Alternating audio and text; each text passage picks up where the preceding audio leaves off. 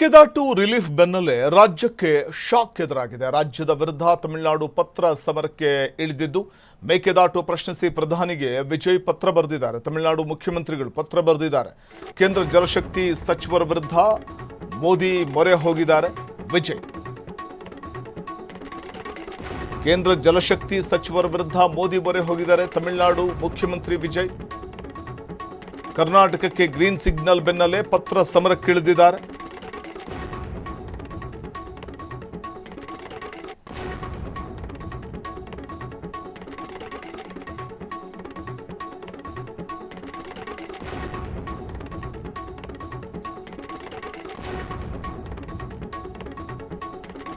Mekedatu relief ಬೆನ್ನಲ್ಲೇ ರಾಜ್ಯಕ್ಕೆ shock ಎದುರಾಗುವ ಸಾಧ್ಯತೆಗಳಿದೆ. ಮೇಕೆದಾಟು ಪ್ರಶ್ನಿಸಿ ಪ್ರಧಾನಿಗೆ ವಿಜಯ್ ಪತ್ರ ಬರೆದಿದ್ದಾರೆ.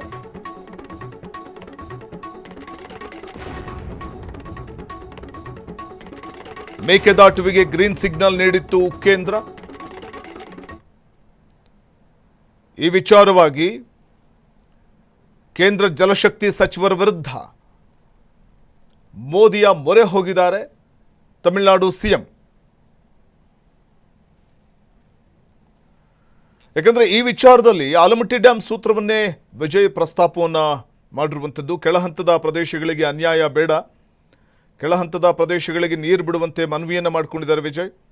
ಕೇಂದ್ರದ ಮೇಲೆ ಒತ್ತಡ ತಂತ್ರಕ್ಕೆ ವಿಜಯ್ ಮುಂದಾಗ್ತಾ ಇದ್ದು ಪ್ರಧಾನಿ ನರೇಂದ್ರ ಮೋದಿ ಅವರಿಗೆ ಮನವಿ ಪತ್ರವನ್ನು ಸಲ್ಲಿಸಿದ್ದಾರೆ ವಿಜಯ್.